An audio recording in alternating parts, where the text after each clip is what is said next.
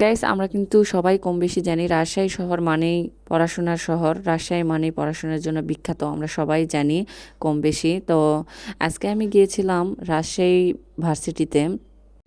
তো আমি ২১শে বইমেলা উপলক্ষে আমি এই প্রোগ্রামে গিয়েছিলাম।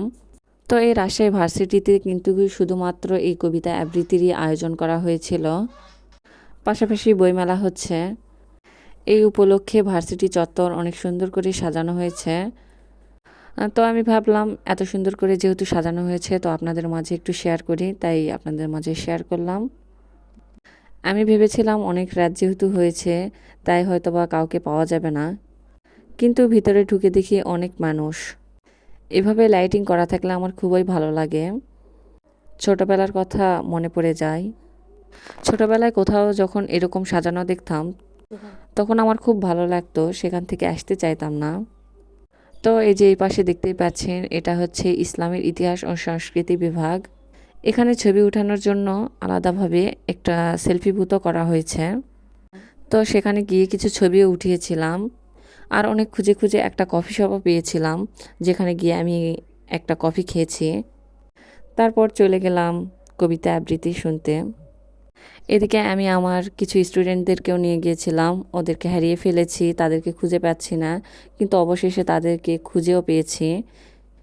ওরা ছোট মানুষ, এখানে এসে অনেক মজা পেয়েছে, বারবার বলতেছে এখানে পড়তে পারলে জীবন সার্থক। আমি ওদেরকে অনেক দোয়া দিয়ে দিলাম যাতে ওরা এখানে চান্স পায়, এখান থেকে যেন জীবন গড়তে পারে। সো ইনশাল্লাহ তারা আশা করছি এখানে চান্স পাবে। এই যে এখানে আমার একটা স্টুডেন্ট ছবি উঠাচ্ছে। দেখুন কত উঁচু বিল্ডিং আর কত চমৎকারভাবে সাজিয়েছে। মাথার উপরে চাঁদ, অনেক ভালো লাগছে। এরকম চাঁদনি রাতে যতই শীত হোক না কেন, ঘুরতে অনেক মজা। দেখলাম যে অনেকেই সেলফি তুলতে ব্যস্ত, আর কেউ কেউ বা আমার মতো ভিডিও করতে ব্যস্ত। তো এই তো চলে আসলাম কবিতা আবৃত্তির মঞ্চে। একজন এখানে কবিতা আবৃত্তি করছে। পাশেই দেখতে পাচ্ছেন বাইক রাখা রয়েছে। এখানে আমার স্যারের বাইক ছিল, কিছুক্ষণ পাহারা দিলাম।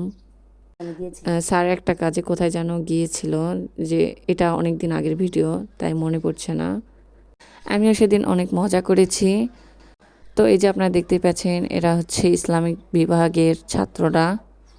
ওরাই মূলত এই আয়োজনটা করেছে। অনেক সুন্দর লাগতেছে আমার কাছে। তাদেরকেও ধন্যবাদ এত সুন্দর আয়োজন করার জন্য। আশা করছি আপনাদের কাছে ভালোই লাগতেছে, আর আমার কাছে তো দুর্দান্ত লেগেছে, কি আর বলবো। আমি বারবার বাসায় যাওয়ার জন্য আমার ছাত্রদেরকে তাড়া দিচ্ছিলাম, কিন্তু ওরা কিছুতেই যেতে চাচ্ছিল না, আমার কথা শুনছেই না।